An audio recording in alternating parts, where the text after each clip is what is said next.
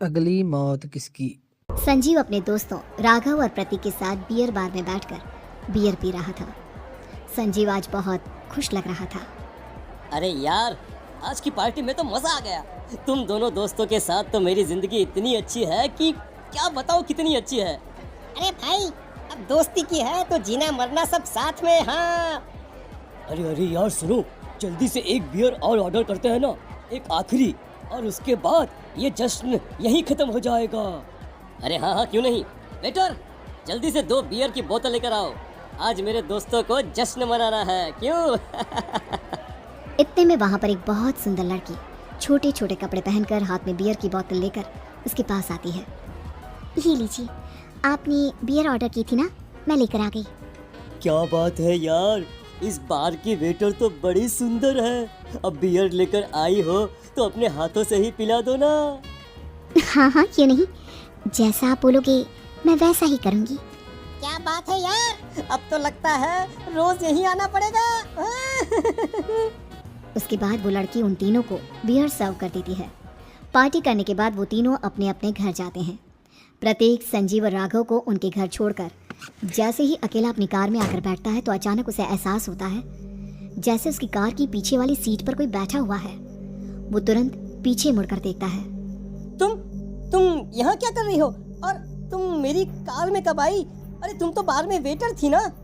बस ऐसे ही मेरा दिल कर रहा था आपके साथ आपके घर चलने का, इसलिए मैं आपके साथ चली आई। अरे लेकिन तुम मेरी कार में आई कब? अभी कुछ देर पहले तो यहाँ पर मेरे दोस्त बैठे हुए थे। प्रतीक के इतना बोलते ही उस लड़के का चेहरा खतरनाक तरीके से बदल जाता है। उसकी आंखें पत्थर की तरह सफेद और पूरे शरीर पर नीली नीली नसें उभर आती है। गाड़ी चलाओ, पूरी स्पीड में चलाओ, और अगर तुमने गाड़ी रोकने की कोशिश भी की तो मुझसे बुरा कोई नहीं होगा। डर की वजह से प्रतीक के पसीने छूटने लगते हैं। उसका शरीर बुरी तरह से कांप रहा था। प्रतीक बिना कुछ सोचे समझे कार को फुल स्पीड से चलाना शुरू करता है। चलते चलते वो शहर से दूर एक पहाड़ी पर पहुंच जाता है और सामने अब सिर्फ पहाड़ी का किनारा दिख रहा है, जिसे देख प्रतीक घबराकर अचानक से कार को ब्रेक लगाता है। देखो देखो देखो देखो, मुझे छोड़ दो मुझे। अगर मैंने गाड़ी जरा सी भी आगे बढ़ाई तो हम दोनों नीचे गिरकर मर जाएंगे। ये तो तुम्हें पहले सोचना चाहिए था ना। अब कुछ नहीं हो सकता।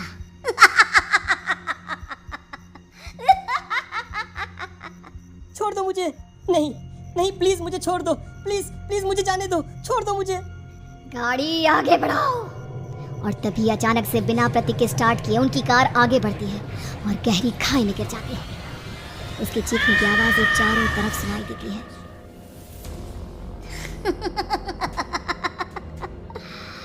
तुझे मारकर मेरे कलेजे में जल रही आग को थोड़ी शांति तो मिल गई, लेकिन अभी ये कहानी खत्म नहीं हुई। और फिर अगले दिन राघव और संजीव को पता चलता है कि प्रतीक की पहाड़ी से नीचे गिरकर मौत हो गई। अरे कल रात की तो बात है यार, हम सब बैठकर पार्टी कर रहे थे, लेकिन मेरी एक बात समझ में नहीं आ रही।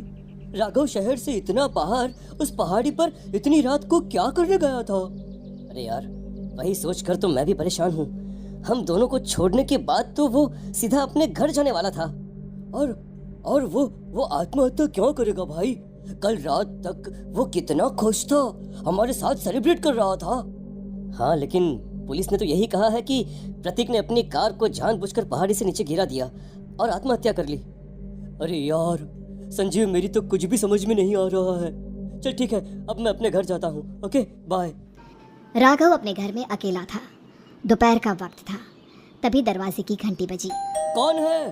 अरे 1 मिनट रुको, अभी आता हूँ।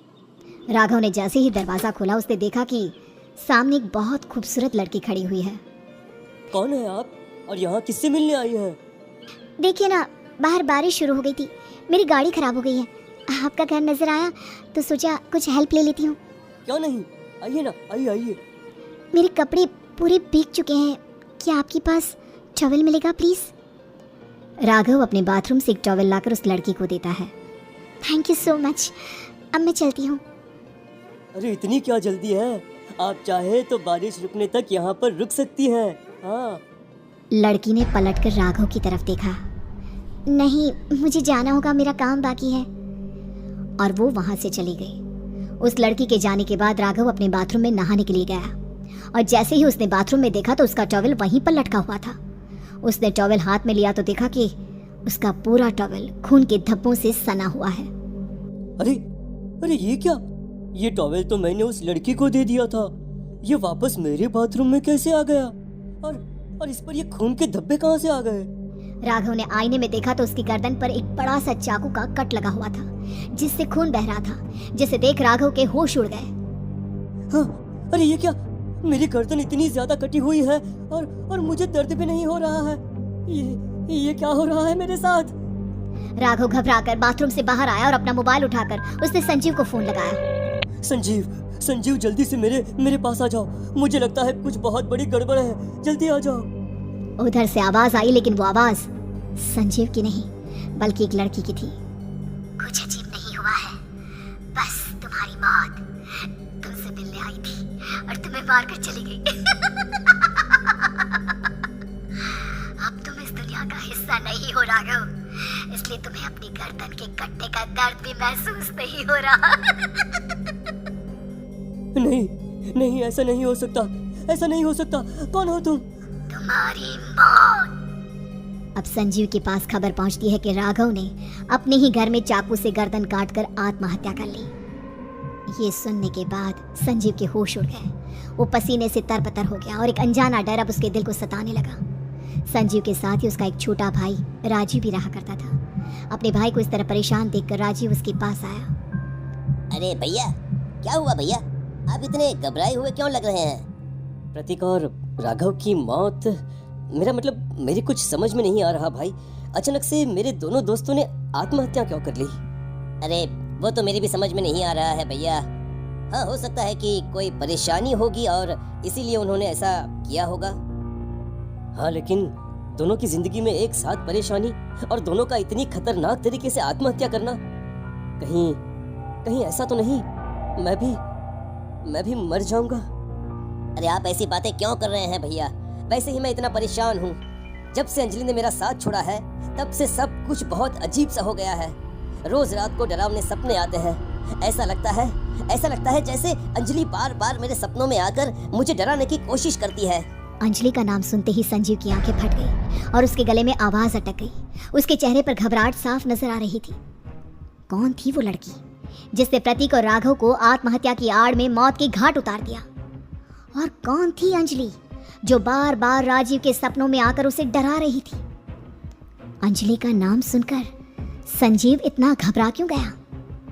इन सवालों के जवाब जानने के लिए देखिए इस खतरनाक कहानी का अगला भाग।